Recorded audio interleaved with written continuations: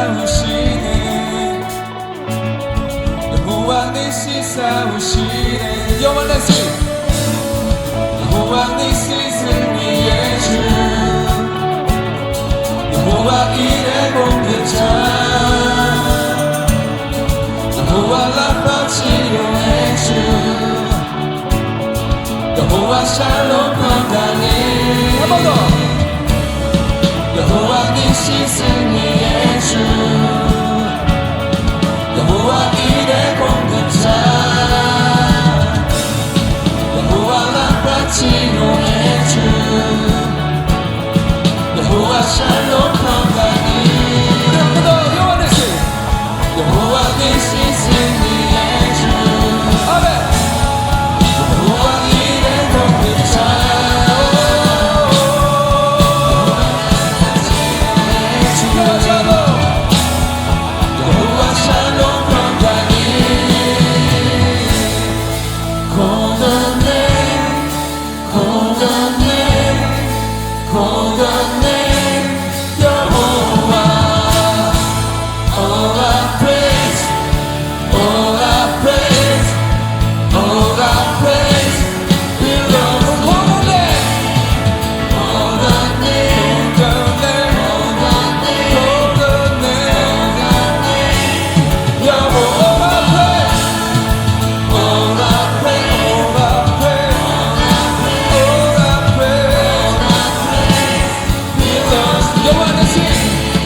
여호와 니시 승리의 주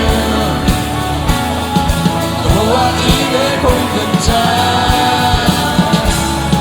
여호와 라파 치료의 주 여호와 샬롬 평강이 한번 더 여호와 니시 여호와 니시 승리의 주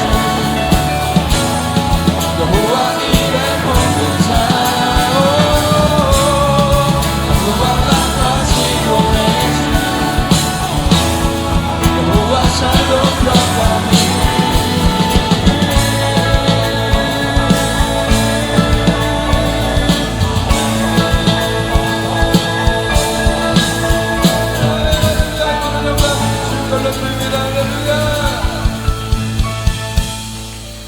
우리 더욱더 큰 기쁨으로 찬양하시겠습니다. 할렐루야.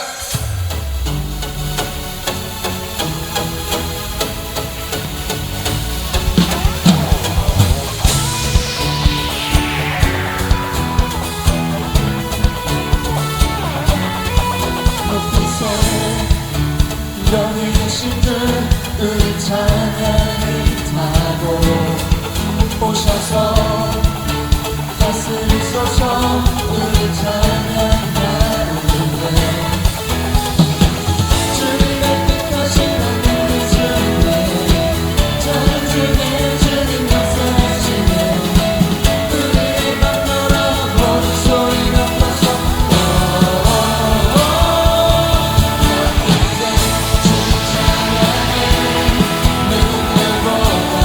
소리 높여 외치세 주님 이름을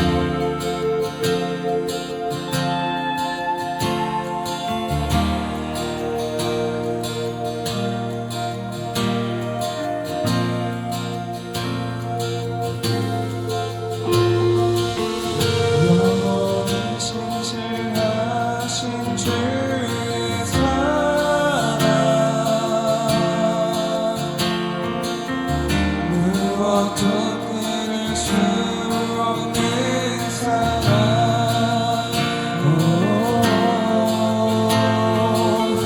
모든 영광과 찬양 받으소서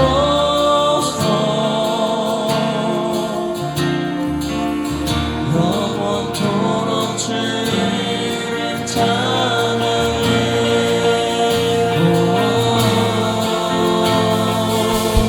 영원히 신실하신 주의 사랑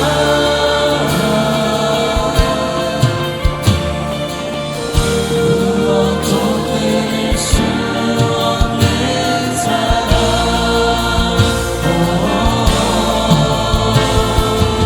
모든 영광과 찬양 받으소서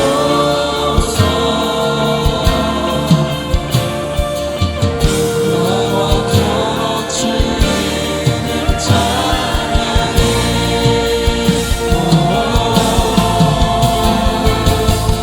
영원히 신실하신 주의 사랑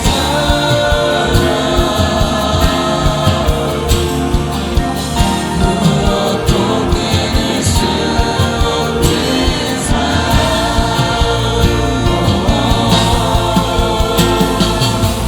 모든 영광과 찬양 받으소서 영원토록 주를 찬양해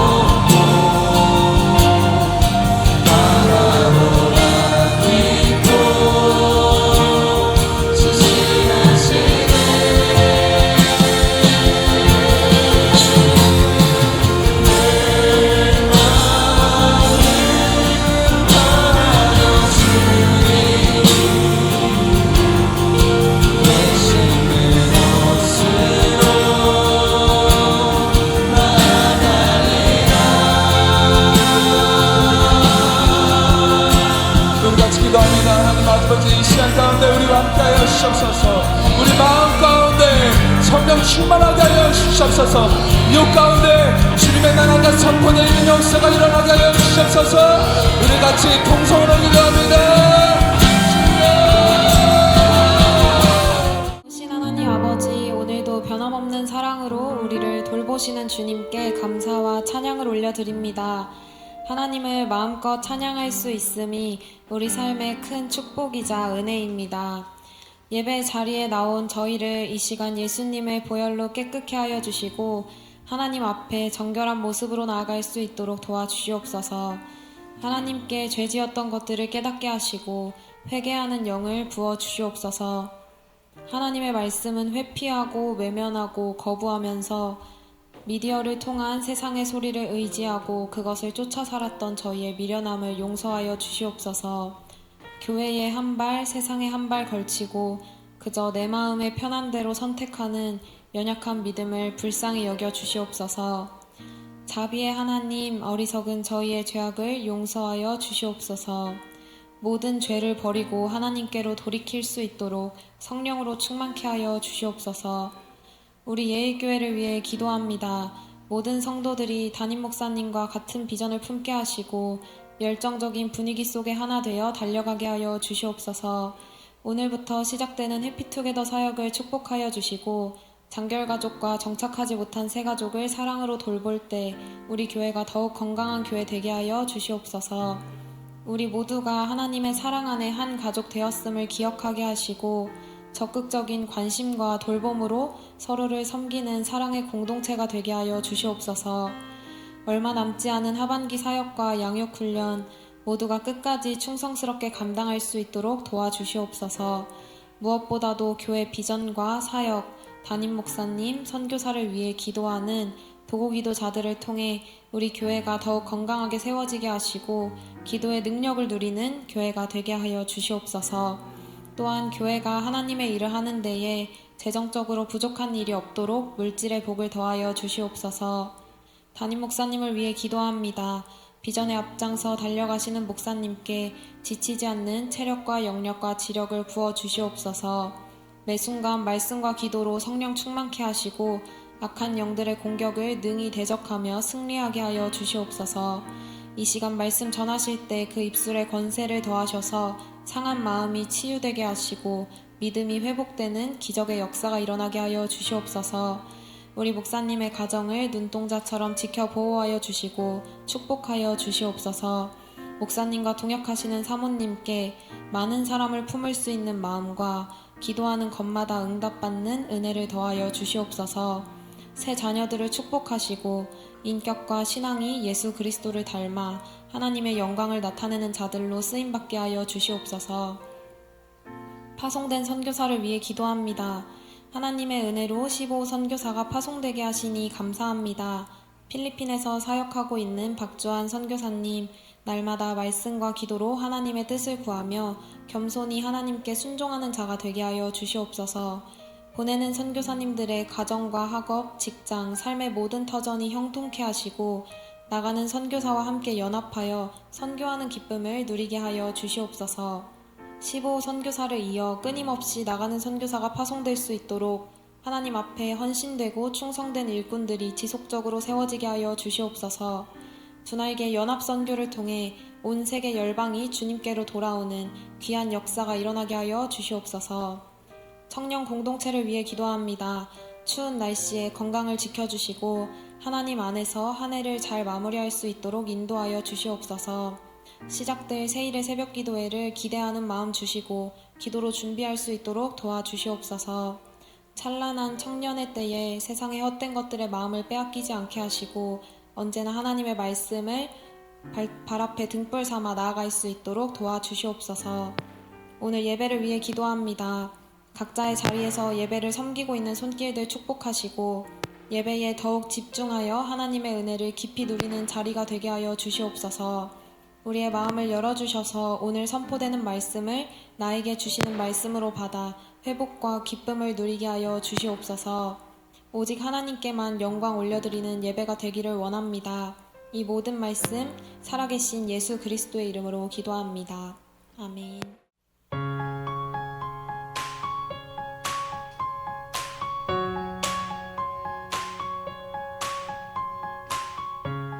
저는 예일교회 오기 전에 먼저 친한 언니가 교회에 먼저 다니기 시작했어요. 근데 그때 제가 많이 힘들었거든요. 근데 그 언니가 일단 권유로 해서 저는 아무 생각 없이 왔다가 목사님 말씀이 좋았고 그리고 찬양이 너무 좋았어요. 그러고 나서 밖에서 나눌 수 없는 얘기를 목장 식구들한테 나눌 때 너무 좋았고요. 하나님 날 이끌어줬기 때문에 하나님 믿고 내 삶의 변화가 너무 많이 바뀌었기 때문에 매주마다 하나님이 저 이끄는 것 같아요. 저는 하나님을 저버릴 수가 없고 끝까지 하나님과 같이 동행할 생각입니다. 제가 교회를 가게 된 이유는 이제 그때 당시 전도하셨던 분들이 너무 열심히 해주셔가지고 제가 보답으로 한번 찾아뵙겠습니다 라고 해서 한번 찾아오게 되었습니다.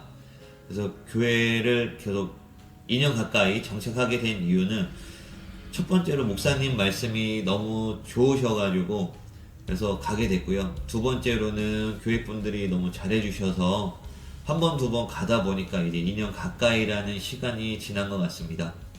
저는 고향인 부산을 떠나 타지에서 신앙생활을 하던 중 영적 전쟁에 지쳐 방황하던 때에 목사님의 설교 말씀을 듣고 마음에 많은 위로를 받아 예일교회에 등록하게 되었습니다. 또한 저를 섬겨준 섬김이와 항상 가족과 같이 따뜻하게 대해주는 그리고 챙겨주는 목장 식구들 덕분에 교회에 잘 정착할 수 있었고 지금까지 신앙생활을 이어갈 수 있었습니다. 저는 이제 모태신앙으로 오랜 신앙생활을 했지만 한동안 가난한 성도로 교회를 나가지 않고 혼자서 신앙생활을 했습니다. 처음에는 그것이 자유로운 신앙이라고 생각을 했는데 막상 그렇게 있다 보니까 어떻게 신앙생활을 해야 되는지 방향 잡기도 너무 어려웠고 스스로 이도저도 아닌 생활을 한다고 생각을 했습니다. 그래서 많은 고민을 하고 있던 찰나에 제가 일했던 학원에서 목사님의 막내 아들인 윤희를 가르치게 되었고 이쪽 부천 지역으로 이사 오면서 윤희에게 너희 아버지가 하는 예일교회를 나가겠다 이렇게 이제 얘기를 하게 됐고 그렇게 정말 우연치 않게 나오게 됐습니다. 이 예일교회가 되게 특이했던 게 소그룹 모임이 굉장히 잘 돼 있습니다. 그래서 내가 기존의 교회에서 느꼈던 굉장히 어려움들 그 다음에 신앙적인 고민들을 서스럼없이 이야기할 수 있게 되었고 나눌 수 있게 되었고 또 양육훈련 역시도 굉장히 잘 돼 있었습니다. 특히 제가 신앙적으로 고민했던 많은 내용들이 김성건 목사님도 고민했던 내용이고 그 다음에 강선생 목사님도 고민했던 내용이라는 것을 또 알게 되면서 여기서 내가 이렇게 고민했던 내용들을 같이 나눌 수 있겠구나. 그래서 이 예일교회에 잘 정착할 수 있게 되었습니다.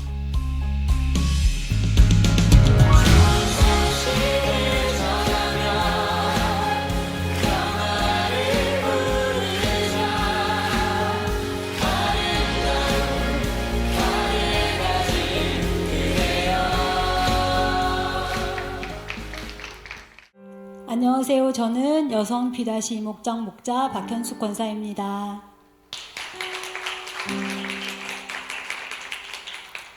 먼저 오늘 이렇게 감격스러운 4번째 분가를 할 수 있도록 저의 모든 삶과 사역을 인도하시는 하나님께 감사와 영광을 올려드립니다. 저는 2021년 8월에 3번째 분가를 하고 오늘 4번째 분가를 하게 되었습니다. 우리의 소원은 재생산, 꿈에도 소원은 재생산, 그렇게는 항상 외치던 말이 현실로 이루어졌습니다. 할렐루야, 모든 것은 하나님께서 하셨습니다. 분가를 하면 목장 식구들을 예수님의 제자로 잘 세우는 것과 전도를 통해 재생산을 이루는 것에 대한 기대가 있습니다. 그런데 저희 목장은 주일에 일을 하여 출근하는 목장 식구는 예배의 삶이 세워지지 않았고 한 목장 식구는 1년에 서너 번 예배에 나오는 상황이었습니다. 복음을 알아야 예배가 회복될 수 있는 것을 알기에 저녁에 행복 모임을 진행하여 목장 식구가 참석할 수 있도록 했고 그것도 여의치 않을 땐 집으로 찾아가 1:1 행복 모임을 했습니다. 다른 지체도 사업장으로 찾아가 지속적으로 1:1 행복 모임을 했습니다. 두 목장 식구 모두 복음을 들으면 하나님에 대한 믿음의 고백을 하며 예배의 회복을 소망하면서도 삶의 환경을 뛰어넘지는 못해서 여전히 예배에는 나오지 못하고 있지만 만남과 기도를 지속적으로 하며 목장 식구들을 세워가고 있습니다. 또한 세 가족이 양육반 훈련을 받던 중 시험에 들어 교회를 떠나게 되었던 가슴 아픈 일도 있습니다. 목자는 전도가 되어 세 가족이 올 때 한없는 기쁨을 느끼고 반대로 목장 식구를 잃으면 말로 표현할 수 없는 안타까움과 자책을 하게 됩니다. 내가 더 많이 기도했더라면, 더 잘 섬겼더라면, 더 잘 돌보았더라면 결과가 달라지지 않았을까라는 생각을 하게 됩니다. 지금도 그 지체가 주님께 돌아오기를 기도하고 있습니다. 목장에 예배가 세워지지 않은 부분들도 있지만 그럼에도 전도는 지속적으로 일어나고 목장 식구들이 양육과 훈련으로 계속해서 성장하고 있는 부분들도 있습니다. 연약한 지체도 있지만 목장을 든든히 세워가는 목장 식구들이 있어 소망이 있고 자랑스럽습니다.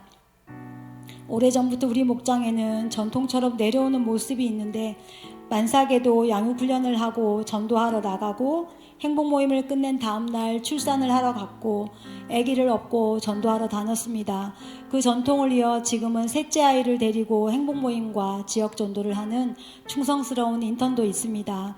또 다른 인턴은 야간 근무를 하고 아침에 퇴근하여 피곤함에도 불구하고 철저히 주일 예배를 드리며 양육과 훈련을 받았고 지속적으로 행복 모임을 하면서 직장 동료들을 열심히 전도하여 2명은 등록하여 정착을 하였고 1명은 이번 행복나눔 축제에 등록을 하여 잘 정착되도록 섬기고 있습니다.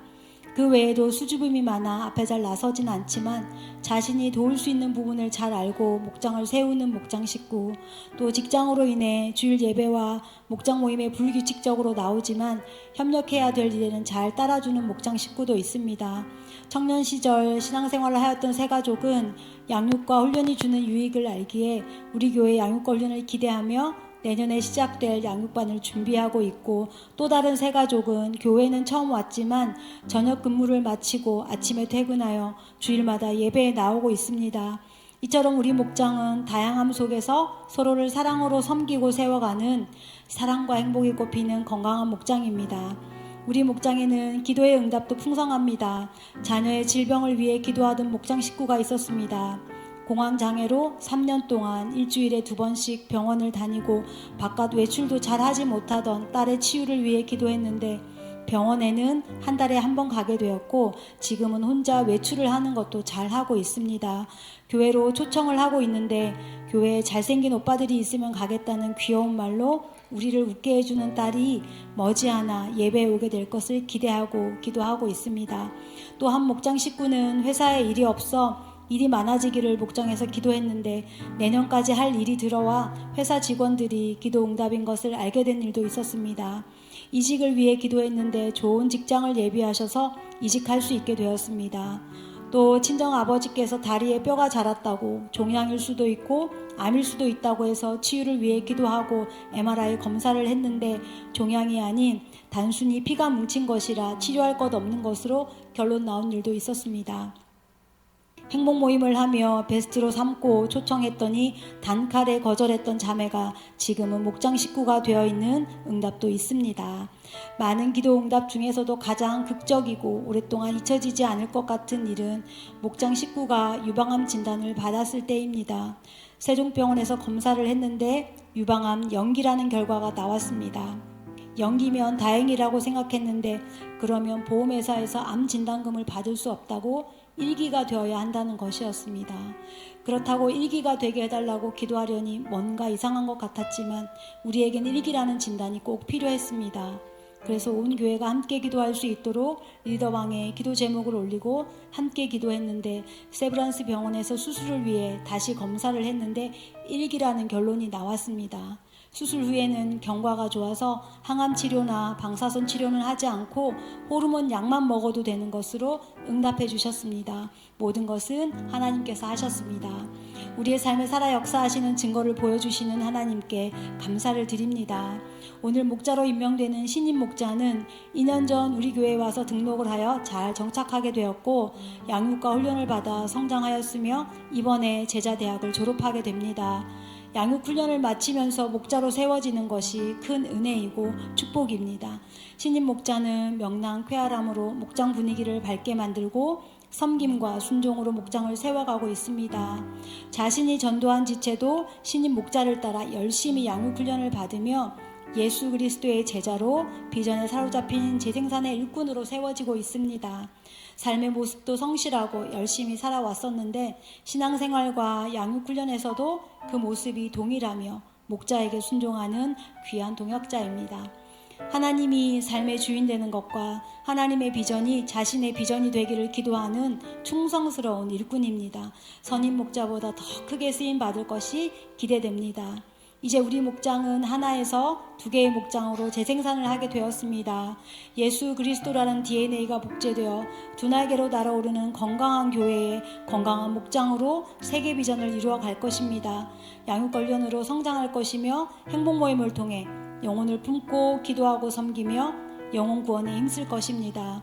우리는 지금까지 해왔던 것처럼 우직하고 충성스럽게 달려갈 것입니다. 나의 영적 가족이 되어 사랑과 행복이 꽃피는 목장을 세워갈 수 있도록 힘이 되어준 목장 식구들에게 감사를 드립니다. 사역으로 바쁜 엄마이자 아내인 저를 이해하고 돕는 지체가 되어주는 가족들에게도 감사합니다. 양육과 훈련으로 성장하게 하시고 말씀으로 변화되어 쓰임받게 하신 담임 목사님께도 감사를 드립니다. 나의 삶에 은혜 주셔서 부족한 저를 통해 하나님의 일하심을 보게 하신 좋으신 나의 아버지 하나님께 모든 영광과 감사를 올려드립니다. 감사합니다.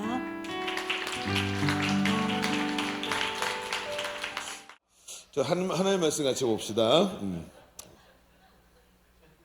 자, 하나님 말씀 누가복음 4장 18절로 21절. 누가복음 4장 18절로 21절 우리 한 절씩 교독하겠습니다.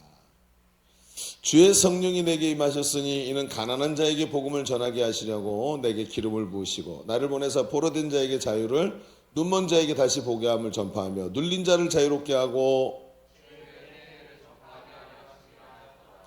책을 덮어 그 맡은 자에게 주시고 앉으시니 회당에 있는 자들이 다 주목하여 보더라. 이에 예수께서 그들에게 말씀하시되 이 글이 오늘 너희 귀에 응하였느니라 하시니 아멘. 여러분, 현대인들이 많은 질병에 시달린대요. 그런데 그 현대인들이 시달리는 질병의 70% 정도가 정신적인 억압에서 오는 질병이 많다고 하더라고요. 뭐 공황장애도 있지만 뭐 우울증 이런 것도 있죠. 그런데 외적으로 육체적으로 오는 질병도 이런 게 많다는 거예요. 어디서 온다고요? 정신적 억압에서요. 그래서 사람이 아무리 좋은 환경에서 살고 있다 할지라도 심령이 눌린 상태에서는 절대로 행복이라는 것이 사람에게 찾아갈 수 없다 그래요. 여러분, 현대인들이 그럼 느끼는 억압이라는 게 어떤 게 있는가 하고 봤더니 이런 거 있죠. 끝없는 경쟁 구조 속에서 성취해야만 한다는 압박감을 가지고 있대요. 그 성취 속에서 자기 자신의 존재 이유를 발견하고 스스로 인정받고 다른 사람에게도 인정받는다고 생각하기 때문에 이 성취, 경쟁 속에서 성취해야 된다는 이 압박감이 사람을 굉장히 어렵게 한다는 거예요. 또 경제적 불안과 생존의 압박 속에 살아간대요. 그래서 우리 시대는 그렇죠. 안정이라는 게 없죠. 다 비정규직이 많은 시대이고 미래에 대한 예측이 굉장히 어려워지고 있다 그래요. 그래서 불안해하는 사람들, 그 미래에 대한 불안감 때문에 오는 압박 때문에 내가 뭔가를 더 이루어야 될 것 같고 그런 사람들이 너무 많죠. 그래서 제 주변에 어떤 사람이 있었냐면요. 이제 자격증이 수도 없이 많아요. 뭐 부동산 중개사 자격증, 무슨 자격증 그래갖고 국가공인 자격증 그런 거 한두 개만 2개 만들기도 힘든데 그런 거 8개씩 9개씩 가지고 있으면서 또 자격증 공부를 하고 있는 거예요. 그러면서도 미래에 대한 두려움 때문에 압박 때문에 매일같이 자기를 못 쉬게 만들어요. 얼마나 이게 마음의 압박이 되는지 몰라요. 또 외로움도 굉장히 큰 압박이라 그러더라고요. 우리 시대가 이렇죠. 연결되어 있으나 연결되지 않은 상태. 그게 우리 시대의 상태 아닙니까? 수없이 SNS에 많이 노출되어 있지만 사실은 그 어느 누구에게도 마음을 터놓고 이야기할 수 없는. 그래서 아까 우리 영상에 나온 형제 중에 한 사람이 예일교회 딱 갔더니 공동체에서 마음을 터놓을 수 있더라고. 처음에 나오신 우리 여집사님도 그렇게 얘기를 하죠. 마음을 터놓을 수 있는 데가 없는데 여기서 마음을 터놓을 수 있더라고. 그러면서 그 외로움, 혼자 되는 것에 대한 압박감에 많이 시달린대요. 또 과잉 정보와 선택의 피로 속에서 산다 그러더라고요. 무슨 얘기인가 했더니 이게 왜 스트레스가 되나 했더니 정보가 너무 많아가지고 선택장애가 온대요. 그래서 밥을 먹을 때도 어떻게 하면 더 가성비 이러면서 가성비 압박을 느끼죠. 그래서 여러분 매일같이 어때요? 뭘 먹을지 고민하고 옛날에는 이런 거 없었죠. 그냥 눈앞에 있는 식당 가서 먹어야 돼. 근데 어디든 가면 맛집이 어디더라 하고 검색을 하죠. 그래서 내가 오늘 쓴 돈에 비해서 만족이 적으면 굉장히 실패했다고 생각하면서 날마다 무언가 압박을 드리는 거. 오늘도 예배 오기 전에 얼마나 사탄마귀가 1층에서 여러분 압박했습니까? 바자회라고 맨날 사탄마귀가 그냥 압박을 막 하고 말이죠. 이런 삶을 살아가더라는 거예요. 그런데 우리가 이런 가만히 들어보니까 공감이 되는 거예요. 그렇구나. 우리가 살아가는 일상 자체가 정말 우리의 참된 자유와 해방을 방해하는구나. 기쁨과 자유가 넘치는 삶이 돼야 할 줄로 믿습니다.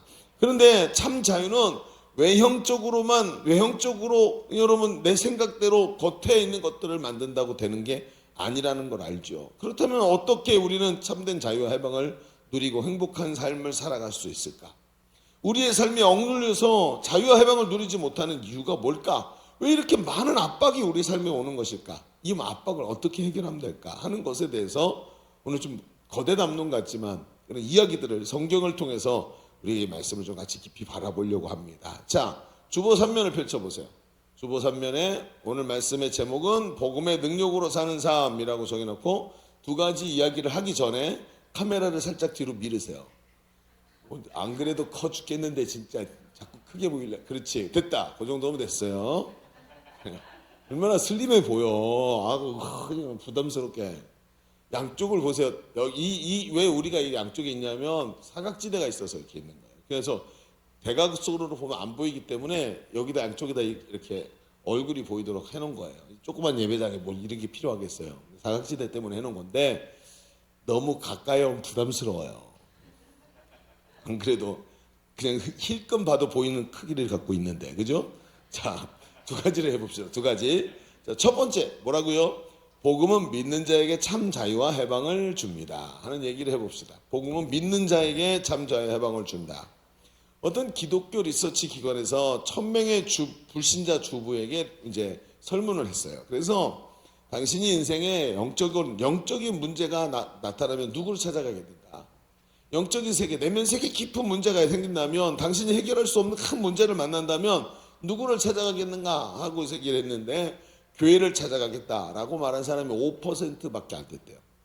그리고 뭐 친구, 교수님 이런 사람은 한 5% 나오고 90%가 놀랍게도 무당점쟁이라고 얘기를 했다고 그래요. 여러분, 이거는 놀라운, 정말 너무나 믿을 수 없는 통계인 것 같지만 사실 그래요. 실제로 여러분 가보세요. 저 홍대 입구에 그 상권가 있잖아요. 가서 보세요. 뜻 봐도 타로, 운세, 그 다음에 궁합 이렇게 써 있는 데가 한눈에 딱 봤을 때 5집 이상 있어요. 어디든 거기를 딱 달리면 5집 이상. 무슨 얘기예요? 거기가 상권이 생존하기 힘든 데죠. 굉장히 치열한 데인데 계속해서 성업을 이루고 있는 것이고, 그게 다 누가 지금 그 수요자예요? 젊은이들이라는 거예요. 실제로 우리 사회가 진짜 이렇다는 거예요. 사람들은 자신의 영적 문제를 교회에서 해결받을 수 없다고 생각하고 오히려 무당이나 귀신에게 문제를 해결받을 수 있다고 생각한다는 거예요. 왜 그럴까요? 왜 이렇게 생각할까요? 그게 뭐냐 하면 말이죠. 예수를 믿고 있고 내가 교회를 다니지만 정말 대한민국에 그렇게 기독교인이 많은데 말이죠. 그럼에도 불구하고 복음이 무엇인지를 잘 모르기 때문에 그래요. 복음이 뭐냐요? 복음은 우리말 그대로 하면 복된 소리란 뜻이죠. 영어로는 굿 뉴스라고 얘기합니다. 그런데 이것은 영적으로 내 내면적으로 눌려있는 우리 인생의 새로운 길을 열어주는 획기적인 소식.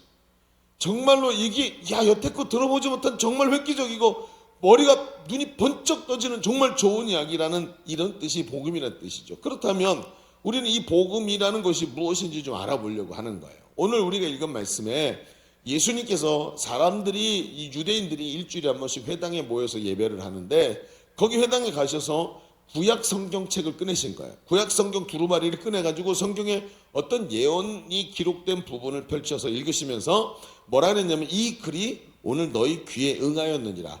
오늘 이 성경의 오래전에 예언으로 써놓은 성경이 오늘 너희 앞에 현실이 되었다. 오늘 성취되었다. 이렇게 얘기를 하는 거예요. 당시 사람들에게는 이게 굉장히 충격적인 얘기예요. 왜냐하면 이 글이 구원자이신 메시아가 오시면 이렇게 된다고 써놓은 예언 글이기 때문에 이게 성취되었다. 그러니까 갑자기 너무 놀라는 거죠. 그런데 그 내용이 뭔가 아주 주목해서 볼 만한 내용이 있어요. 메시아가 오시면 어떤 일을 하는가 하고 쭉 쓰는데, 사실은 예수님이 지금 무슨 얘기를 하고 있냐면 자기의 임무 기술서를 읽고 있는 거예요. 하나님께서 예수 그리스도를 보내셔서 세상에서 어떤 일을 하시는가 하는 것을 거기 써놓은 거를 예수님이 이게 나야, 내가 온 이유가 이거야 하면서 읽어주시는 거예요. 그러면 그 내용을 볼까요? 그 내용을 보니까 첫 번째, 오늘 우리가 아까 읽었던 말씀이죠. 포로된 자를 자유케 하신다라는 말씀이 그 속에 있어요. 예수님이 포로된 자를 자유케 하신대요. 여러분, 포로는 뭐죠? 내가 마음으로 원하는 대로 살 수 없는 거예요. 원하지 않지만, 이거 하면 안 되지만 그렇게 할 수밖에 없는 거죠. 포로가 되었으니까 나를 붙잡은 존재가 시키는 대로 할 수밖에 없는 게 포로라는 거예요. 여러분, 영화 화이강의 달이라는 아주 오래된 영화가 있어요. 거기 보면 연합군 군인들이 잡혀갖고 일본군한테 포로가 돼요. 근데 이 사람들이 자존심이 있어가지고 있잖아요. 아침마다 점호하고 포로처럼 살지 않고 진짜 군인처럼 살려고 무지하게 노력을 해요. 그런데 아이러니가 뭐냐면, 일본군이 포로 대접을 해주겠다. 그 대신 우리가 시키는 일을 너희 포로가 해야 된다. 당연한 거죠. 그래서 노역을 하는데 무슨 일을 하냐면 강에 다리를 건설하는 일을 해요. 근데 이 다리가 건설되면 철도가 연결이 되고, 이 철도로 폭탄, 총알 이런 게 이 무기 같은 것들이 가면서 결국 이 무기가 우리 형제들을 죽이고 우리나라를 망가뜨리게 돼. 그럼 만들면 안 되잖아요. 근데 포로니까 어쩔 수가 없는 거예요. 우리를 사로잡고 있는 이 일본군이 시키는 대로 해야 되는 거예요. 이게 바로 내가 이렇게 하면 우리나라가 망하는데, 이렇게 하면 우리 집이 무너지는데, 이런 식으로 가면 내 인생이 망가지는데, 그런데 안 할 수가 없어요. 이게 포로예요. 어떤 포로가 있을까요? 성경에 보면 영적인 포로들 중 영적인 포로가 되는 상황들을 얘기하는데, 첫 번째 같은 이런 거죠. 나쁜 습관에 포로된 사람이 있어요. 습관적인 죄, 습관적인 도둑질, 습관적인 삐뚤어진 감정, 습관적인 게으름, 이런 거에 포로돼가지고 날마다 자기 인생을 낭비하는 사람이 있죠. 어떤 사람은 습관적인 분노, 이 분노 때문에 사람들을 다 잊어버리고 주변에 자기를 도와줄 사람 하나 없이 외톨이로 살아가는 사람. 이게 뭐죠? 습관, 어떤 습관에 포로된 사람들의 삶의 모습들이에요. 이러면 안 되는데, 내가 오늘 또 여기서 이렇게 화를 내면 저 어렵게 얻은 친구도 도망갈 텐데, 내 주변에 있는 사람들이 다 상처받는데, 나도 모르게 습관적으로 포로돼서 그 일을 하고 있어요. 안 하고 싶은데 그럴 수가 없는 거예요. 또 어떤 포로가 있나 봤더니 요즘에 약물과 불면증에 포로된 사람들이 너무 많은 것 같아요. 잠을 이루지 못하고 밤에 잠을 이루지 못하고, 저희 집에도 있어요. 잠을 이루지 못하는 포로가. 왜? 제 아내요. 왜 요즘 잠을 못 자냐 그랬더니 남편이 코를 골아서 못 잔대요. 그래서 제가 좀 해방돼야 될 것 같아서 요즘에 기도하고 있어요. 코골이는 사라질지어다 그러면서 기도. 이게 보니까 불면증에 포로되고 약물에 포로돼서 약에 의존하지 않으면 잠을 이룰 수가 없고, 그러다가 술 같은 것을 먹기 시작하고 술에 포로되고, 이런 일이 너무 많다. 또 우리 시대의 특징이 음란물에 포로된 자가 너무 많다는 거예요. 언제부턴가 말이죠. 우리나라가 음란물 소비체 1위 국가가 되었대요. 인터넷 이런 어떤 리서치를 하는 데서 보면 이 포르노 사이트 접속률이 대한민국이 제일 높다 그래요. 지금도 그렇대요. 엄청나답니다. 그리고 거기서 카드로 이 결제하는 이런 것도 굉장히 높다 그래요.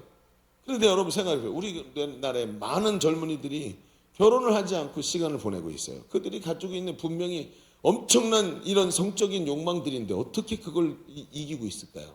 음란물. 여러분 보고 그런다는 뜻이 아니에요. 예? 여러분 들으셔야 돼요. 음란물. 그 음란물에 사로잡혀서 젊은 시절을 보내는 거예요. 그리고 나니까 어떻게 되죠? 여러분, 성적인 관념이 굉장히 삐뚤어져 있어요. 성이 뭐죠? 여러분, 부부가 성생활을 한다는 건 그냥 우리가 알고 있던 어떤 성이라는 아주 얼굴 붉히는 그런 얘기가 아니에요. 아주 인격적인 관계란 말이에요. 그래서 부부가 마음이 맞고 생각이 맞고 서로 깊이 사랑하고 이런 아주 아름다운 겉모습 뒤에 나오는 것이 성관계예요. 그런데 어떻게 되죠? 여러분, 이 음란물에서 나오는 성의 특징이 뭐예요? 자기 만족을 위해서 상대를 이용하는 거예요. 그러다 보니까 어떻게 되죠? 그게 자기의 성의 습관이 되어버리면 부부 생활에도 큰 문제가 돼요. 남편과 아내가 정상적인 삶이 안 되고 나중에는 상대에게 만족을 누리고자 하는 것들이 나중에 사라지죠. 그러니까 그 습관 가지고 어떡하죠? 또 무언가에 사로잡히게 되는 거예요. 포로가 되는 거예요. 그러니까 남편이 버젓이 있고 아내가 버젓이 있는데 서로의 마음을 통하게 하면서 깊이 있는 관계가 아니라 자기 만족을 위한, 그러니까 결혼을 하고도 음란물에 빠져 살아가요. 포로된 거예요. 또 어떤 포로가 있나 했더니 술, 담배, 마약 이런 중독에서 빠져나오지 못하죠. 여러분, 우리나라가 요즘에 마약, 이런 엄청난 마약의 근거지가 되고 있다라고 얘기하는 것을 듣는데, 소비. 여러분 참 기가 막히죠.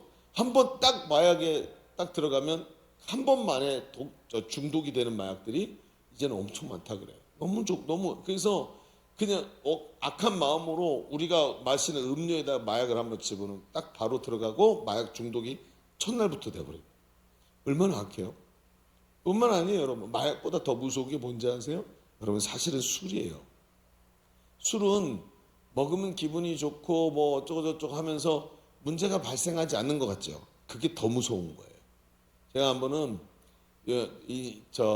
다큐멘터리에서 알코올 중독자의 삶을 이제 관찰 카메라 하는 걸 봤어요. 시골에 사는 어떤 농부이신데 남자분이 이 술 중독이 돼버린 거예요. 술 중독이 돼가지고 그렇게 살아가는데, 이분이 기가 막힌 게 뭐냐면 술이 깨잖아요. 그러면 늑대같이 변해요. 술을 갈구하면서 난리가 나. 근데 술이 딱 들어가잖아요. 그러면 그게 해소가 되니까 술은 취했는데 제정신이 되는 거야. 희한한 일이죠. 술은 취했는데 제정신으로 돌아와. 그래서 술을 먹고 자기네 그 동네 슈퍼가 자기네 동네 형님인 거예요. 갖고 찾아가고 술을 먹고 형님 내가 왜 이렇게 술에 중독됐을까 하면서 신세 타령을 하다가 얘기를 내가 만약에 술 사러 오면 나를 내쫓으라고 술 주지 말고. 아니 네가 술 필요하고 올 때 너는 네가 아니야. 완전히 괴물로 변해. 어떻게 너를 막을 수 있겠냐 했더니 나가고 몽둥이를 큰 걸 갖고 오더니 몽둥이를 주는 거야. 내가 만약에 또 술 달라고 깽판을 부리면 이 몽둥이를 때려서 내보내라고. 실제로 이렇게 얘기했어요. 제가 보는데 그것도 이제 공영방송에서 나온 거야. 근데 그래갖고 술이 깼어. 깨가지고 술 깨니까 이제 또 그 금단 증상이 오죠. 미친 듯이 술을 찾아갖고 슈퍼마켓에 간 거야 했더니 그 형님이 안 돼. 네가 나보고 저기 하라 그랬잖아. 그러고 내보내니까 와가지고 막 싸움을 거니까 나중에 몽둥이 갖고 때려고 내쫓은 거예요. 내쫓으니까 이 사람이 쫓겨나가지고 어디로 갔을까요? 집으로 갔어요. 집으로 가서 집에 홀로 계시는 아버지, 연로하신 아버지를 두들겨 패기 시작하는 거예요. 화가 나가지고. 그러면서 술을 또 마시면 앉아갖고 땅바닥을 치면서 후회. 내가 미쳤다고. 우리 아버지를 때렸다니. 이러면서 살아가. 내 의지가 사라지고 술의 의지에 사로잡혀 살아. 이 중독으로 고통당하는 사람의 가족들까지 세면은 전 국민의 50%가 여기에 빠져있대요. 사로잡혀 포로된 상태에 있다는 거예요. 미움, 원망 여기에 포로돼가지고 내가 미워하고 싶지 않은데 미워하지 않으면 사는 것에 이 뭐라 그럴까요? 생기가 안 사는 거예요. 미움이라는 게 내 삶의 동력이 된 사람, 분노 속에서 살아. 어디 두고 보자. 내가 꼭 복수해주마. 이게 삶의 희열이 돼버렸어요. 여러분 안 그럴 것 같죠? 진짜로 그런 사람들 수도 없이 많아요. 불안장애, 공황장애, 미래에 대한 불안을 잠그지 못하고 잠을 이루지 못하고 결국은 작은 거 하나까지 내가 잘못한 거고 나의 문제고 이러면서 자기를 계속해서 두려움과 분노 속으로 끌고 들어가요. 그러면서 오늘도 자기 자신의 삶이 망가지는 것을 경험하면서도 멈추지 못하고 이러면 안 되는데 하면서 거기에 사로잡혀 끌려 들어가요. 여러분 예수님이 뭐라는 줄 아세요? 포로된 자에게 예수님이 자유를 주신답니다. 술을 끊고 거룩한 삶을 살아가게 주님이 만들어 주시는 거예요. 여러분 이런 간증들과 이런 고백들은 우리 교회 너무나도 많습니다. 많은 사람들이 자신의 인생을 변화시키는 거예요. 왜? 예수 그리스도가 모든 포로를 자유케 하시기 때문에 그렇습니다. 또 아까 말씀 나눴던 예수님이 읽으셨던 그 장면을 보니까 눈먼 자를 보게 하신다 그랬어요. 여러분 세상은 말입니다. 눈먼 사람들이 너무나 많습니다. 영화 중에 혹시 눈먼 자들의 도시라고 본 적 있습니까? 거기 보면은 바이러스 때문에 사람들이 일시적으로 눈먼 사람들인데 이게 바이러스가 퍼지니까 코로나처럼 한쪽으로 쫙 몰아가는데 그들 속에서 보이지 않기 때문에 일어나는 걸 보는 사람의 눈으로 보는 그런 어떤 영화가 있어요. 나중에 한번 찾아보세요. 고전이긴 하지만 기가 막혀요. 왜요? 눈이 멀었다는 게 무슨 뜻인지를 정확하게 알게 돼요. 그건 육신의 눈이 먼 것도 있지만 그 눈 먼 것 때문에 사람이 보지 못하는 거예요. 절망의 눈이 멀어요. 자신의 인간됨의 눈이 멀어버려요. 여러분 지난주에도 말씀드렸습니다. 2024년 한 해 동안에 20, 30대 젊은이들이 여러분 죽은 사람들이 있는데 그 죽은 사람들의 절반이 자살로 죽었대요. 여러분 같이 젊은 사람들이 사고로도 죽고 질병으로도 죽는데 한 해 동안 절반이 자살로 죽었대요. 왜 그런가 했더니 현재의 고통과 절망에 눈이 멀어버렸어요. 내일은 더 좋은 날이 올 것이다 라고 생각하지 못하고 절망에 딱 코가 막혀가지고 옆에 있는 게 아무것도 안 보여요. 여러분 경제 문제, 청년 실업, 여러 가지 사회 문제, 정신 문제 이런 데서 원인을 찾을 수 있지만 그러나 원초적으로 가서 보면 절망과 고통의 눈이 딱 가려진 거예요. 세상 문제는 항상 있었어요. 여러분 세상이 생긴 다음부터 오늘까지 단 한 번도 문제가 없었던 적이 단 한 번도 없었어요. 세상은 항상 문제가 있어요. 근데 문제가 뭐죠? 내 눈이 이렇게 돼 있어요. 제가 여러분 고등학교 1학년 때 여자친구를 사귄 적이 있었어요. 제 아내한테 말하지 마세요. 여자친구를 한번 막 이제 아주 풋풋하게 처음 우리 이렇게 사귈까? 그래서 이게 있잖아요. 고까지. 여자친구가 해서 2주일 만에 깨졌어요. 네. 데이트 한 번도 제대로 못 해보고 2주일 만에 깨졌는데 여자친구를 딱 사귀었어 어제. 오늘 아침에 이제 그리고 어제 여자친구가 생긴 거예요. 오늘 아침에 등교를 하는데 세상에 옆에 있던 잡초가 이렇게 예뻐 보이다니, 하늘이 이렇게 푸르르다니, 매연 냄새가 이렇게 좋은 거였나? 뭐 이런 생각이, 세상이 다 달라 보이죠? 이 불쌍한 인생들아, 사랑 좀 해보세요. 그 표정들 봐라. 얼마나 새로워 보이는지. 응? 아니 이럴 수가. 아니 늘 있는 잡초, 늘 보는 하늘인데 오늘 왜 이렇게 아름다워 보이죠? 이유가 뭐예요? 눈이 달라진 거예요. 세상이 달라진 게 아니라 눈이 말이죠. 눈이 머니까 절망의 눈이 딱 꽂혀가지고 원초적으로 보니까 절망과 고통에 눈이 머니까 세상이 그렇게 보이는 거예요. 국제 정세가 지금 러시아가 전쟁해서, 아니요, 사회 시스템 문제 아닙니다. 내 문제인 거예요. 내 속의 문제. 영혼의 눈이 멀어서 희망이 보이지 않는 것이 문제예요. 또 하나의 눈, 바로 하나님을 보는 영적인 눈이 열려야 되는 거예요. 우리 교회 예전에 청년 중에 한 청년이 우리 교회 와서 예수를 처음 믿었어요. 근데 이 친구가 참 사교성이 좋고, 이 친구가 굉장히 괜찮은 친구였어요. 근데 예수를 믿고 변화돼서 성령을 체험하고 우리 교회에서 이제 양육을 받는 거예요. 이 친구의 직업이 뭐냐면 세일즈맨이야. 영업하는 사람이에요. 근데 영업도 좀 조금씩 하는 그런 영업이 아니라 엄청나게 영업 실적이 높아. 사람들을 잘 만나고 하니까. 근데 이 교회에서 사장님이 마초맨이 마초.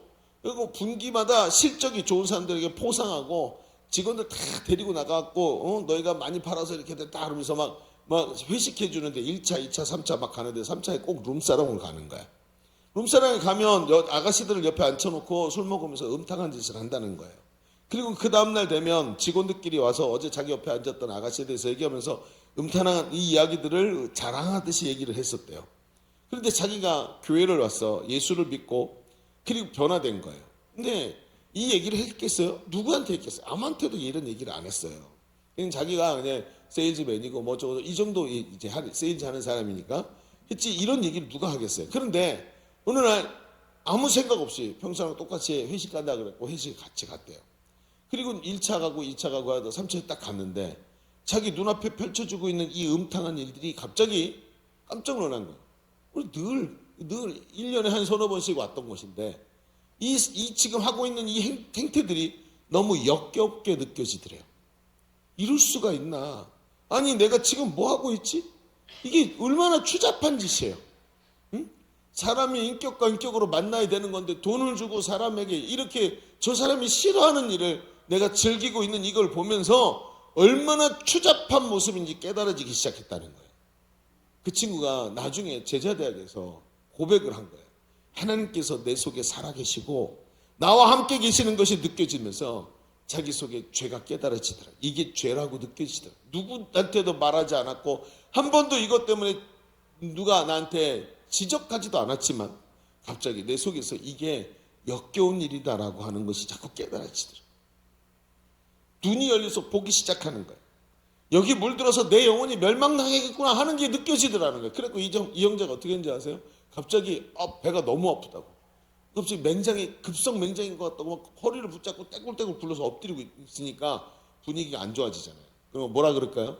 분위기 안 좋으면 빨리빨리 집에 가봐. 집에 가, 병원 가봐. 그러고 보내준 거예요. 그래서 나왔대요. 그리고는 다시는 가지 않았다는 거예요. 제가 여러분 무슨 얘기를 하고 있습니까? 오늘 하나님께서 우리의 눈을 열어 보게 하실 줄로 믿습니다. 멸망의 길이 아니라 절망의 길이 아니라 하나님께서 눈을 열어 눈먼 자를 보게 하시니까 눈에 절망적인 사람의 눈에 소망이 보이고 남의 탓을 돌리던 사람의 눈에서 하나님께서 나를 통해 행하실 일들이 갑자기 기대가 되면서 눈이 열리고 참된 것이 보이기 시작하는 거예요. 세상에 돈만 보이는 게 아니라 하나님 나라가 보이기 시작하고 세상에 쾌락과 정욕만이 좋은 것으로 보였던 것이 갑자기 거룩한 것이 좋아지기 시작하고 나도 모르게 구역질 나는 삶이 너무 싫고 하나님 앞에서 깨끗하고 아름답게 사는 삶들이 좋아지기 시작해요. 여러분 눈이 열리기를 바랍니다. 눈 좀 뜨세요. 눈이 열리기를 바랍니다. 눈 좀 뜨세요. 네. 지금이 여러분 이제 그 점심 먹고 나서 지금 졸릴 수밖에 없어요. 근데 이게 뭔지 아세요? 이게 지금 혈당 피크 증상이야. 눈 떠. 혈당 피크. 그래서 자꾸 눈 감기면 제 뒤에 가서 스쿼트를 하세요. 스쿼트. 혈당 거꾸로구나 이렇게. 자, 하고 있잖아 지금 열심히. 자매들은 열심히 하고 있잖아 지금. 그러니까 혈당 피크 딱 내려가라고 스쿼트 30번씩만 하세요. 그럼 은혜가 되고 땀이 나고 막 눈물이 쏟아져요. 자, 그 다음에 또 예수님 뭐라 그랬어요? 눌린 자를 자유케 하시겠다 그랬어요. 여러분 세상에 억눌림이 얼마나 많습니까? 눌림은 사람이라는 게 내용이 육체, 정신, 그리고 저 깊은 곳에 영혼이 있단 말이에요. 그런데 사람들이 이렇게 생각을 해요. 자신들의 눈에 보이는 게 사람의 육체와 내면 세계인 정신만 보이니까 육체적 스트레스와 자기가 눌려있는 정신적인 스트레스만 해결하면 눌림이 없다고 생각을 해야죠. 아니요. 사람은요. 세 가지로 이루어져 있습니다. 육체, 그 다음에 내면 세계인 정신, 그리고 영혼. 그래서 영혼의 문제가 내면 세계에 반영이 되고 내면 세계의 문제가 육체에 반영이 돼서 나타나지 않습니까? 마음의 병이 있으면 육체에도 병이 나타나고 그래서 시작할 때 그 70%나 되는 질병이 마음의 문제에서 시작된다고 얘기하는 이유가 그거예요. 영혼의 문제는 마음에 반영이 되고 마음의 문제는 육체에 반영이 돼요. 그래서 영적인 눌림을 해결하지 않으면 인생이 늘 눌려 살게 돼요. 영적인 문제가 정신세계에 끊임없이 발생해요. 가위눌림, 이유 없는 두려움, 우울함, 공허함 이런 게 떠나지 않고 왜 나는 맨날 이렇게 우울할까? 나는 왜 이렇게 비관적일까? 자기 스스로도 자기가 별로 기뻐 보이지가 않는 거예요. 여러분 이런 일들이 그냥 일어나는 게 아니에요. 이 우울함과 육체적 질병과 정신적 압박들이 계속 일어나는 거예요. 여러분 예전에 우리 교회에 어떤 여집사님이 오셨어요. 이분이 예수를 처음 믿고 우리 교회에서 집사가 됐어요. 근데 이 양반이 제자대학에서 훈련을 받는데 어느 날 나눔을 하는데 목사님 신기한 경험을 했어요. 그러는 거예요. 어떤 경험을 했는데 그랬더니 자기가 어렸을 때부터 두려웠대요. 어둠이 무서웠대요. 왜 그런지 모르겠는데 어둠이 무서워서 잠잘 때 늘 엄마 옆에서 낑겨서 잤고 그리고 결혼을 하고 나서 늘 남편과 같이 잠을 잤는데 마치 만약에 남편이 이제 출장을 가시게 되면 아이들이라도 끌어안고 잠을 자야만 잠이 잤대요. 만약에 혼자 자면 어떤 일이 벌어지냐면 가위눌림이 오는 거예요. 단 한 번도 빠짐없이 계속 혼자 자면 두렵고 떨리고 그러다가 잠들면 가위눌림이 오는 거예요. 이걸 매번 자기가 경험했다는 거예요. 그런데 하나님 이번 주에 그분이 그래요. 목사님 이번 주에 제가 아침에 딱 일어났는데 놀란 거예요. 왜? 남편이 출장을 간다고 그랬고 출장을 갔는데 제가 혼자 잤어요. 혼자 자게 된다는 것도 못 느낀 거예요. 왜냐하면 아니 남편이 출장 간다 그러면 벌써 덜컥 두려움이 와가지고 애들 어딨지? 이렇게 생각하고 미리 잠자리를 아이들하고 같이 하려고 준비를 하는데 무서워서. 근데 출장 간다는 소리를 듣고도 덤덤했고 실제로 가는데 혼자 누워서 잠을 잘 들면서도 무섭다는 생각이 들지 않았고 그리고 모르고 그냥 잤다가 아침에 일어났는데 문득 이게 어떻게 된 거지? 하는 생각이 들더라고요. 그러면서 이분이 이러는 거예요. 내 속에 예수 그리스도가 들어가셨어요. 그리고 그 예수 그리스도가 내 안에 있던 모든 영적인 문제, 짓눌림, 어려서부터 눌림을 주었던 모든 눌림들을 예수님이 끊어내신 줄로 믿습니다. 그분이 그렇게 고백을 하는 거예요. 여러분 우리 교회 이분뿐만이 아니라 많은 분들이 예수님 만나고 눌림이 떠나고 우울증과 공황장애가 사라졌고 가정을 짓누르던 눌림들, 오해들 그리고 증오들이 사라지고 가정에 평안과 기쁨이 찾아왔다고 간증을 하는 겁니다. 여러분 이것은 영적으로 눌려서 일어나는 일이라는 거예요. 그리고 그 주님이 말씀하세요. 뭐라 그러냐면 주의 은혜의 해를 선포하기 위해서 주님이 오셨다. 이게 마지막 말씀, 마지막 부분이죠. 주의 은혜의 해. 여러분 유대인들은 말이죠. 50년마다 한 번씩 희년이라는 게 돌아와요. 윤달, 윤년 돌아오듯이 50년마다 한 번 주빌리라고 말하는 희년이 오는데 이때가 되면 마치 장기판을 확 뒤집어 엎어버리고 그런 거 아세요? 내기 장기 두다가 내가 불리하면 어떻게 해요? 저거 막으로 탁 뒤집어 엎어. 애치 하고 뒤집어 엎어를. 그리고 다시 하자 처음부터. 장기판 다 뒤집어 엎고 처음으로 돌아간 것처럼 모든 게 다 처음으로 돌아가요. 돈을 갚지 못해서 빼앗겼던 토지가 주빌리가 오잖아요. 그럼 본래 주인에게로 돌아가요. 돈을 갚지 못해서 남의 집 머슴살이하고 종살이 하던 사람이 이 주빌리가 오잖아요. 희년이 오잖아요.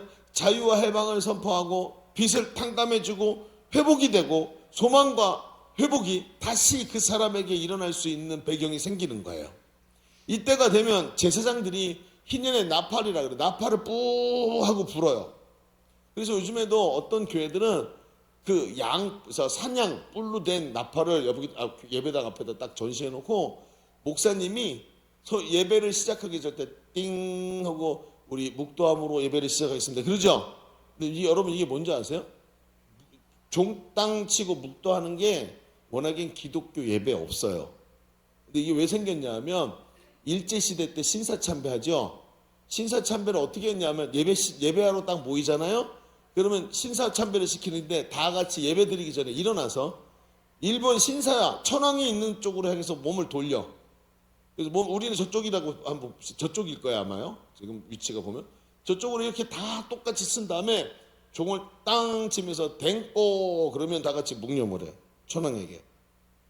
그리고 일어나서 성경 구절 쫙 읽고 그 다음에 성가대 찬양하면서 예배를 시작했어요. 그게 묵도예요. 근데 지금 전통교회들이 우리 교회 예배를 보면서 놀라는 거죠. 아니 예배가 어떻게 이렇게 인간 좋으라고 맨날 춤이나 추고 밴드하고 야 이게 사람 좋으라고 하는 거지. 근데 그 교회가 뭐 하는지 아세요? 아직도 띵 하고 댕꼬 그러고 예배를 하는 거예요. 뭐 묻은 개가 뭐 묻은 개 나무랜다고. 그러고 예배를 하는 참 기가 막히죠. 근데 여러분 그 목사님이 그 나팔을 부는데 땡 하는 종 치는 거 말고 나팔을 불어야 된다는 거야. 그래서 어디서 그 근거를 봤는데 이거야. 예수님이 누구예요? 예수님이 바로 이 희년의 나팔 소리거든요. 예수님이 내가 포로된 자를 자유케 하겠다. 눈먼 자를 보게 하겠다. 내가 주의 은혜를 선포하는 게 나다라고 예수님이 말씀하시는 거예요. 그게 누구예요? 바로 희년의 나팔 소리가 바로 예수님 자신이라고 말하고 있는 거예요. 그래서 목사님들이 앞에 그 양각 나팔 있잖아요. 양뿔로 만든 나팔을 불잖아요. 그러면 소리가 트럼펫처럼 빵 하고 이런 나오는 게 아니야. 뿌 이런 소리가 나요. 예배 시간 전엔 땡 하지 않고 뿌 하고 나서 예배를 드려. 그것도 좀 이상한 것 같아. 그냥 예수님 그렇게 자꾸 막 그러면 되지 뭐 이런 것까지. 그렇게 하면서 제가 그날 그렇구나. 예수님이 희년의 나팔 소리인데 맞아. 저게 맞는 거야 라고 생각이 들더라는 거죠. 여러분 너무 중요합니다. 오늘 예수님은 19절에 자신이 오신 이유가 바로 이 은혜의 해를 선포하기 위해 오셨대요. 21절에 뭐라 그랬죠? 이에 예수께서 그들에게 말씀하시되 이 글이 오늘 너희 귀에 응하였느니라. 그렇습니다. 오늘 우리 앞에 예수 그리스도가 나타나신 줄로 믿습니다. 그 예수 그리스도 안에 참된 해방과 자유가 있고 그 예수 그리스도를 통해서 우리가 기쁨과 하나님이 주시는 자유를 누리게 되는 거예요. 희년을 선언하신 예수님이 우리를 사주팔자 운명에서 끊어내시고 우리에게 자유를 주시고 우리에게 하나님의 은혜를 누리도록 만드셨지 운명에 사로잡힌 삶에다가 방치하지 않으셨다는 거예요. 오늘도 우리가 얼마나 그런 기쁨을 가지고 살아갑니까? 제 동생의 말입니다. 하루는 사업장을 이전하게 됐어요. 그래서 제가 이사를 한다 그러길래 가서 이사를 좀 도와줘. 이사를 다 도와주고 나서 마지막에 집주인하고 잔금 치르고 하려고 왔는데 이렇게 잔금을 치르다 보니까 밖에서는 안 보이는데 안에서 나가는 문 위에 노란색 종이가 하나 붙어 있어. 그게 뭘까요? 노란색 종이? 부적 있어. 부적이 하나 붙어 있는 거예요. 그랬고 제 동생이 말했어요. 사장님 저거 부적 좀 떼주세요 했더니 그 사장님이 두 손으로 손살을 치면서 안돼 나는 못해 이러는 거예요. 그래서 왜요? 그랬더니 저거 떼다가 부적 타서 자신에게 어떤 불행이 찾아올지 몰라 두렵다는 거예요. 왜? 사주팔자 운명에 매어 사니까. 이런 사람들 하는 말이 뭐예요? 육갑을 쳐갖고 자기 삶에 태어난 날짜하고 운명을 맞춰가지고 내 운명이 어떻게 될지 두려워하고 있어. 그래서 여러분 이게 가축, 인묘, 제사 해갖고 하는 걸 뭐라 그래요? 이걸 육갑 떤다 그래요. 이걸 육갑 친다, 육갑 떤다라고 얘기를 해요. 근데 손가락이 하나 없는 사람 육갑을 치면 맞을까요? 안 맞을까요? 안 맞죠. 그래서 그 얘기가 나온 거예요. 육갑 떠네 이런 뜻이에요.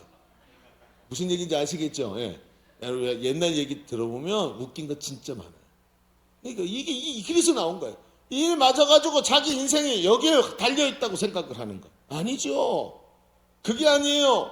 여러분 하나님 자녀에게 은혜 베푸시면 인생이 송두리째 바뀌는 줄로 믿습니다. 이거 예수 그리스도 안에서 얻은 거란 말이에요.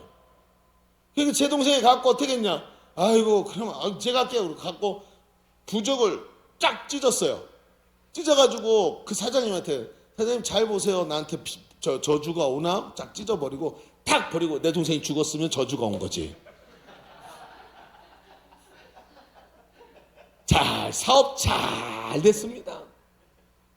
제 동생이 아직도 건재하게 잘 살아요. 자기 혼자 신앙생활하러 나갔지만 얼마나 잘하는지. 왜? 여러분 제 동생이 예배 시간에 찬송을 잘 안 따라 부르거든요. 그리고 내 딸이 사도신경할 때 제일 큰 소리를. 왜? 자기 신앙이라. 내가 뭘 믿고 있는지 정확하게 안다. 예수가 누군지 난 정확하게 안다. 기가 막힌 거야. 그러니까 이 어떤 불행이 와도 그것이 자기 운명이라고 믿는 것이 아니라 하나님 앞에 기도하면 된다라고 확신하는 거야. 그러면서 하나님께서 주신 말씀이 생각나죠. 로마서 8장 2절에 이렇게 말해요. 이는 그리스도 예수 안에 있는 생명의 성령의 법이 죄와 사망의 법에서 너희를 해방하였습니다. 여러분 죄와 사망의 나라에 살던 사람이 거기서 소속이 바뀌고 운명이 바뀌었어요. 생명의 성령의 법으로 다스림으로 넘어왔어요. 주민등록 등본이 옮겨서 더 이상 거기에 살지 않아. 나를 죄와 사망에서 찾는데 내가 이름이 없어. 어디 갔죠? 예수 그리스도 안에서 내 이름이 발견되는 거예요. 그러니까 여러분 점쟁이들이 떨어보는데 안 나오는 점괘가 왜? 여기 주민등록이 없기 때문에. 그래서 점괘가 안 나오는 거예요. 너무나도 중요한 겁니다. 죄와 사망의 법이 아니라 생명의 성령의 법 아래 살게 됐어요.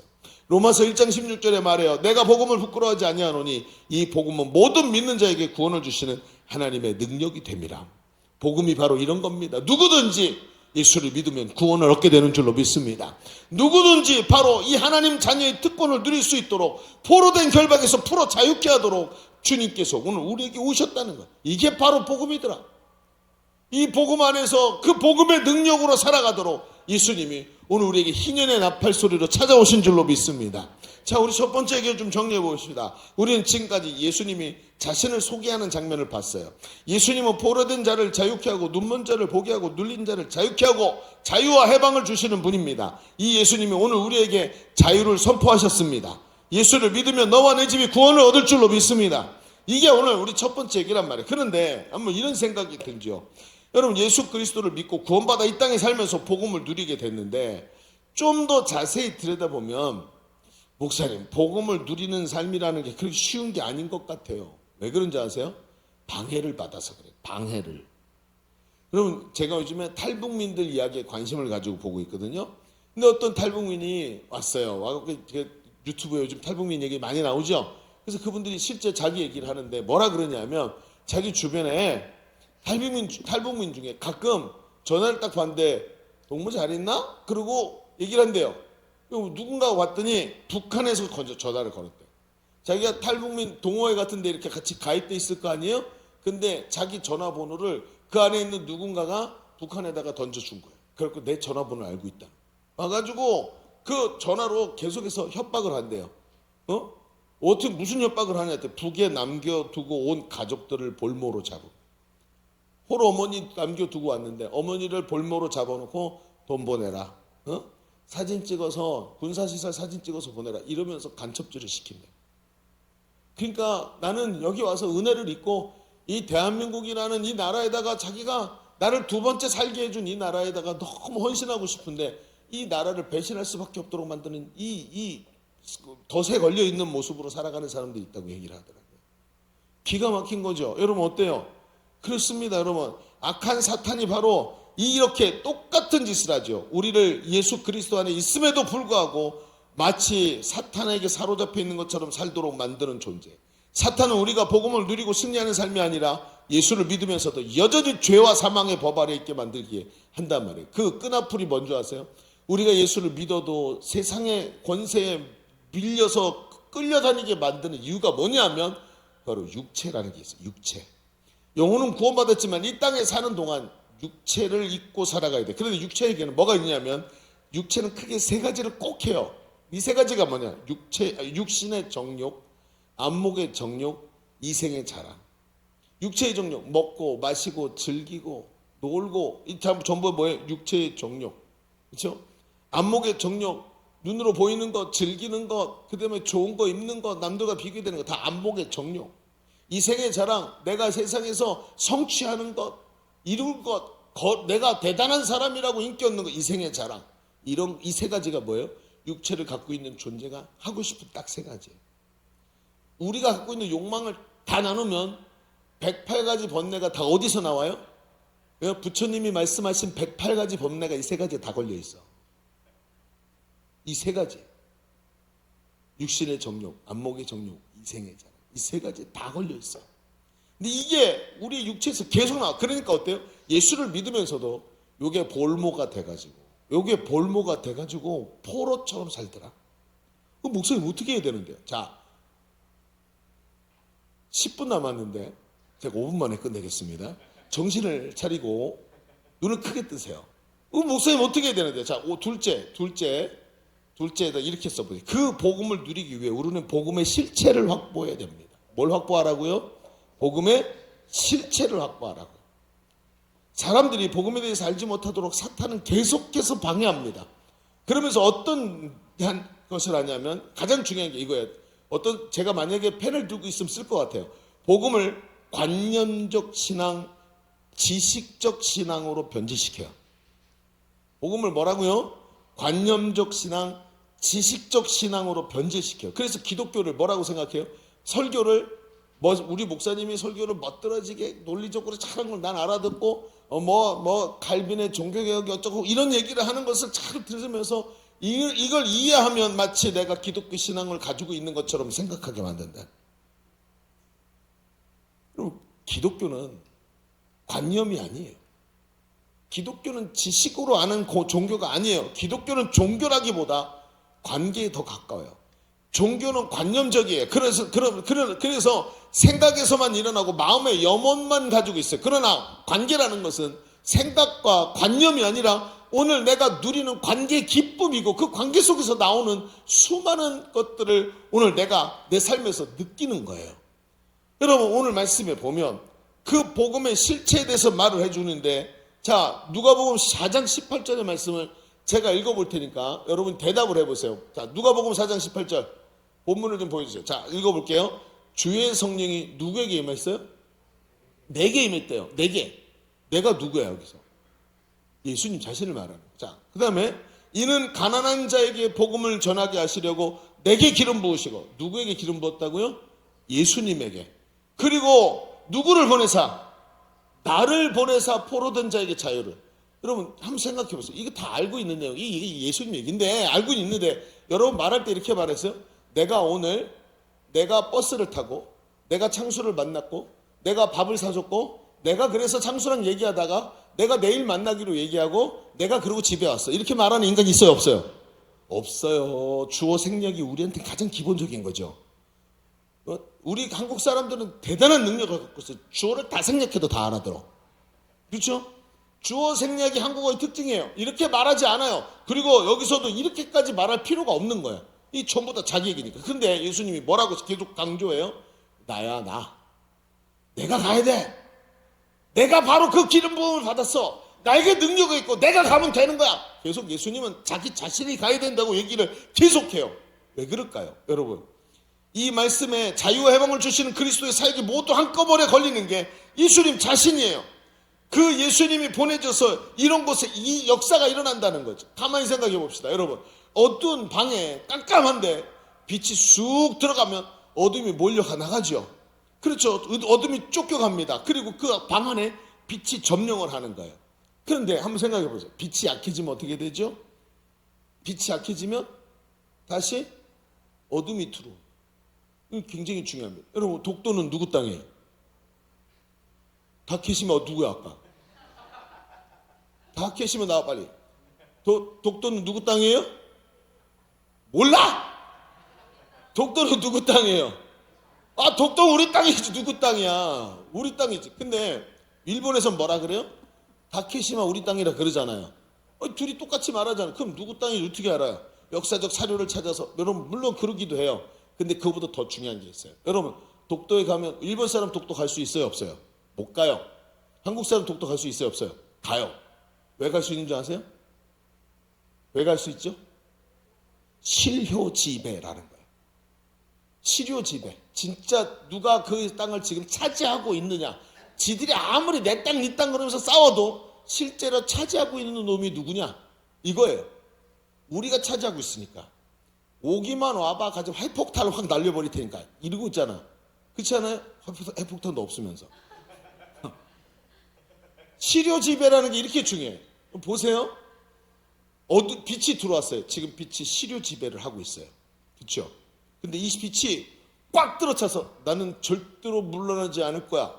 그리고 그 빛이 그 방의 주인이 되면 어둠이 못 들어오는 거예요. 그렇죠? 육신의 정욕, 안목의 정욕, 이생의 사람.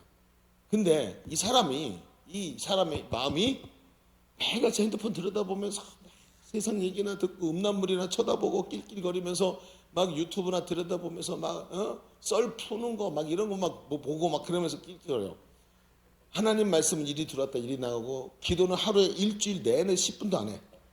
그죠? 머릿속에 뭐가 들어갈까요? 예수님의 시료 지배가 일어날 수 있을까요? 예수님이 오셨어. 아, 예수님 오신 지 얼마 안 됐잖아요. 좀 나대지 마세요. 좀 조용히 좀 계세요. 좀 있으면 제가 어떻게 좀 해드릴 테니까. 그 조용히 좀 계세요. 왜 이렇게 와? 여러분 이게 시료 지배가 돼요? 아니에요. 예수님이 뭐라고 해요? 내가 들어가야 돼. 내가 너를 진짜 지배해야 돼. 왜? 예수님 전 지배하는 게 너무 부담스러운데. 아니면 뭐가 되죠? 어둠이 들어오고 세상이 들어오고 저것들이 들어와서 네 마음을 사로잡아. 돈과 정욕과 육신의 정욕, 안목의 정욕, 이생의 자랑으로 너를 멸망시키려고 해. 내가 너를 지배해야 돼. 그래야지 되는 거야. 지금 이 앞에 있는 내 인생이라는 자동차가 가야 되는데 이 앞에 어마어마한 길이 펼쳐져. 너는 그 운전을 네가 감당할 수 없어. 내가 할게. 내가 네 인생의 핸들을 좀 잡게 해줘. 예수님의 말씀이. 내가 들어가야 돼. 내가 해야 돼. 내가 너의 인생의 주인이 되어야 돼. 할렐루야. 이게 주님이 하시고 싶은 거예요. 여러분 같으면 하고 싶으세요? 옆 사람의 얼굴을 딱 쳐다보세요. 내가 너의 인생의 주인이 될게. 말해보세요 한번. 하고 싶지도 않아요. 좀 꺼져주세요. 그렇게 말하지. 나 하나도 힘들어. 너를 어떻게 지배해. 이렇게 말하지. 그렇지 않아요? 그래 예수님 말씀하시는 거예요. 내가 너를 시료 지배해야 돼. 그래야 그놈이 못 들어오는 거야. 내가 너의 주인 돼야 돼. 네 생각과 마음과 행실 모든 네 지정의 너를 붙잡고 있는 육신의 정욕, 안목의 정욕, 이생의 사랑이 내가 들어가면 사라지는 거야. 걔는 나를 제일 두려워해. 그리고는 네 안에 거룩함이 일어나. 그러니까 어때요? 예수님의 욕망이 이 속에서 가득 차. 세상 욕망이 아니라 예수님의 욕망이 일어나니까 룸사람이 딱 갔는데 뭐하는 짓거리야 이게. 이렇게 나오는 거야. 그래서 그 형제가 변한 거야. 이유를 알겠습니까? 여러분 왜 우리 속에 계속해서 번민과 끊어지지 않는 내면적 문제들이 있을까요? 예수를 믿었는데 왜 근심과 염려가 끊어지지가 않을까요? 이 문제 때문에 그런 거예요. 복음을 정확하게 알고 있는데 오늘도 내 속에 나를 사로잡고 있는 것들이 세상의 것들, 육신의 정욕들이 가득 사로잡고 있으니까 성령께서 우리에게 오셨는데 시료 지배가 안 돼요. 베드로가 성전 비문에 앉은 뱅이를 봤어요. 맨날 보던 애야. 거기 늘 앉아 있었어. 근데 베드로가 성령을 충만히 받더니 올라가다가 결딱 봤는데 갑자기 다른 애로 보이기 시작해. 내가 항상 보던 애예요. 늘 구걸하던 애. 근데 쟤를 딱 보더니 가서 얘기해. 너 나한테 은과 금을 얻기를 원하지. 금동전, 음동전 받기 원하지. 나 그런 거 없어. 근데 내 속에 있는 것이 있는데 내게 있는 것을 너에게 줄게. 예수 이름으로 일어나 걸어라. 확 이렇게 세우는 거예요. 왜? 이 속에 뭐가 지배하고 있어요? 예수가 지배하고 계시는 거예요. 성령이 지배하고 계시는 거예요. 저를 붙잡고 있는 어둠의 권세가 예수 이름으로 떠나갈 게 보이고 주님의 마음이 너무 뜨거워서 저 죽어가는 영혼을 그냥 내버려 둘 수가 없는 거예요. 그래서 그 영혼을 예수 이름으로 일으켜버리게 되는 거예요. 시료 지배가 일어나고 있기 때문에. 여러분 어떻게 당신의 삶이 변화되는 줄 아십니까? 지긋지긋하게 안 변하다 당신의 삶이 어떻게 변하는 줄 아십니까? 예수 그리스도가 시료 지배하셔야 되는 거예요. 그때 역사가 일어나는 거예요. 영접기도 한번 따라하면서 그게 문이 빵 하고 열렸는데 열린 문으로 계속해서 그리스도가 들어가셔서 당신의 심령을 시료 지배하시도록 만드시기 바랍니다. 그때 역사가 일어나는 거예요. 여러분 요한복음 1장 12절에 이렇게 말해요. 영접하는 자, 곧 그 이름을 믿는 자들에게 하나님의 자녀가 되는 권세를 주셨습니다. 하나님의 자녀가 되는 권세를 오늘도 누리고, 요한복음 14장 13절에 너희가 내 이름으로 무엇을 구하든지 내가 행하리니 이는 아버지로 하여금 아들로 말미암아 영광을 받으시게 하려 함이냐. 내 이름으로 무엇을 구하든지 무엇이든지 내게 구하면 내가 행하리라. 그 복음이 대신 예수 그리스도가 내 속에 들어왔을 때 일어나는 일인 거예요. 이게 바로 복음의 능력으로 사는 삶이에요. 오늘 예수 그리스도가 당신 안에 있으시기를 주의 이름으로 축원합니다. 자, 우리 눈을 감읍시다.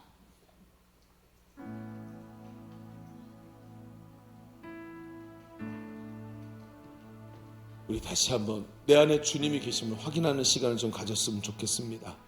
그래요, 주님 내 안에 계신가 합니다. 그런데 주님이 나를 시료 지배하시고 성령으로 충만케 하시기를 간절히 원합니다. 주님, 나의 주인이 되어 주옵소서. 나의 주인이 되어 주옵소서. 나를 다스려 주옵소서.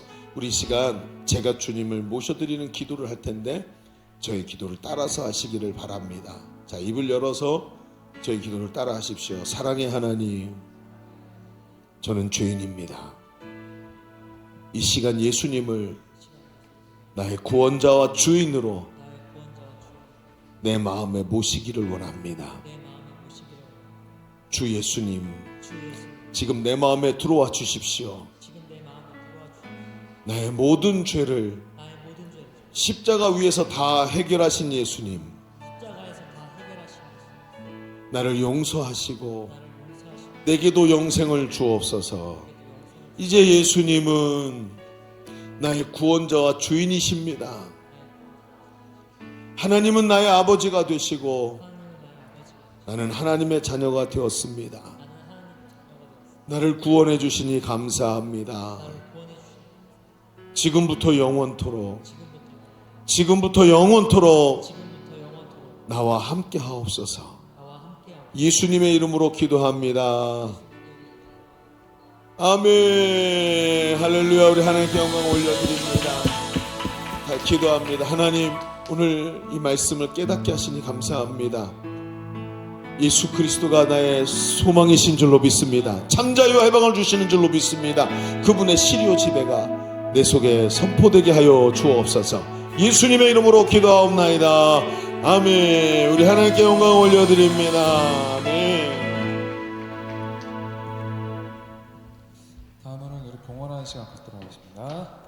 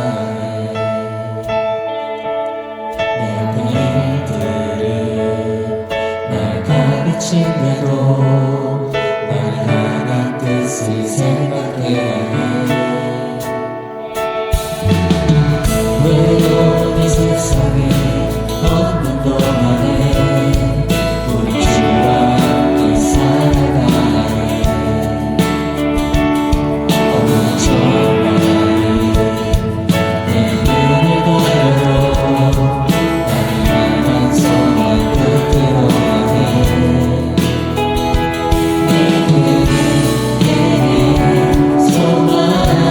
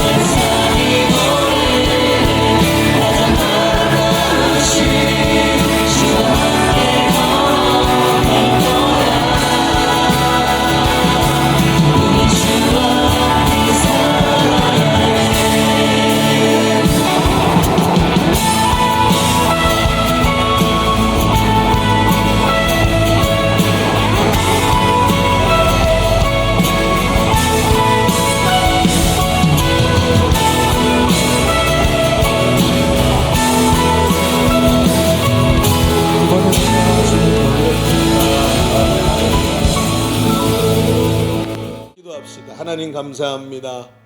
오늘도 이렇게 너무 감사하게 예배드리게 하시고 무릎 꿇어 하나님께 하나님의 말씀에 순종하게 하시니 감사합니다.